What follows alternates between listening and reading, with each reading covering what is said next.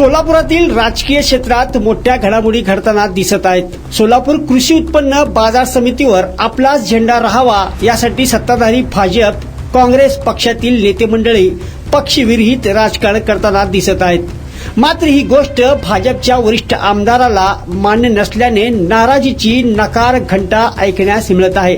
त्यामुळे भाजप पक्षामध्येच दोन गट निर्माण झाले आहेत असा प्रश्न राजकीय वर्तुळात उपस्थित होत आहे। भाजप आणि काँग्रेसमध्ये झालेली ही युती भाजपचे ज्येष्ठ आमदार सुभाष देशमुख यांना मान्य नाही। त्यांची वाटचाल परस्पर विरोधात पॅनल उभी करण्याकडे सुरू असून त्यांनी प्रसार माध्यमांशी बोलताना आमदार सचिन कल्याण शेट्टी यांच्या भूमिकेवर तीव्र नाराजी व्यक्त केली। राज्यात शेतमालाच्या विक्रमी उलाढालीसाठी दुसऱ्या क्रमांकावर असणाऱ्या सोलापूर कृषी उत्पन्न बाजार समितीच्या निवडणुकीत मोठ्या राजकीय ट्विट्स निर्माण झालेला दिसत आहे। भाजपचे आमदार तथा जिल्हा अध्यक्ष सचिन कल्याण शेट्टी यांच्या नेतृत्वाखाली काँग्रेसचे नेते दिलीप माने, काँग्रेस नेते सुरेश हसापुरे, काँग्रेस नेते बाळासाहेब शेळके यांच्यासह माजी चेअरमन राजशेखर शिवदारे, माजी जिल्हाध्यक्ष शहाजी पवार, अविनाश महागावकर, माजी उपसभापती श्रीशैल नरोळे हे सर्व एकत्रित आले आहेत। यावेळी आमदार सचिन कल्याण शेट्टी यांनी आमदार सुभाष देशमुख यांना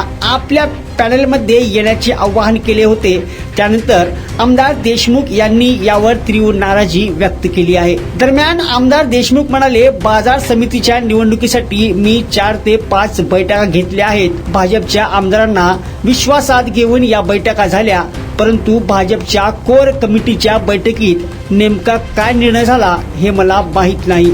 भाजप या निवडणुकीत काँग्रेस सोबत जाण्याची भूमिका कोणत्याही कार्यकर्त्याला मान्य नाही। त्यामुळे ही निवडणूक कार्यकर्त्यांची असून प्रदेशाध्यक्ष चंद्रशेखर बावनकुळे यांच्या आदेशानुसार बाजार समितीची निवडणूक लढविण्याचे संकेत त्यांनी दिले। प्रसार माध्यमातून आवाहन करणे मला मान्य नाही। मी त्यांचा पालक आहे, परंतु ते मला पालक मानतात का हे मला माहीत नाही। या शब्दात आमदार देशमुख यांनी आमदार कल्याण शेट्टी यांच्यावर नाराजगी व्यक्त केली। तत्पूर्वी सोमवारी झालेल्या पत्रकार परिषदेमध्ये आमदार सचिन कल्याण शेट्टी यांनी मुख्यमंत्री देवेंद्र फडणवीस यांच्या नेतृत्वाखाली ही निवडणूक होत आहे, या निवडणुकीनंतर तेच निर्णय घेतील असे स्पष्ट सांगितले होते। पण आता आमदार देशमुख यांनी देखील बाजार समितीच्या मैदानात उतरण्याचे मन बनविले आहे। त्यामुळे राज्याच्या मुख्यमंत्र्यांच्या विरोधात जाऊन ते पॅनल उभे करण्याचे धाडस करणार का असाही प्रश्न आता बाजार समितीच्या राजकीय वर्तुळात उपस्थित केला जात आहे।